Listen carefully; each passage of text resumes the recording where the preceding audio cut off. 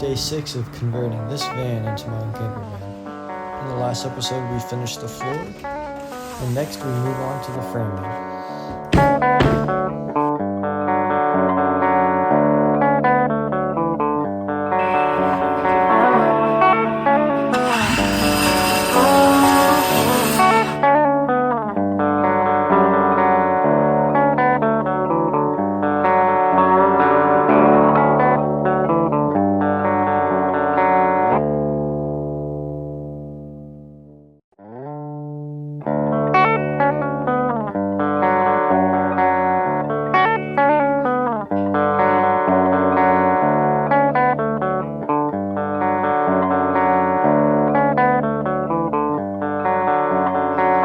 That's it for this episode. Stay tuned for the next one.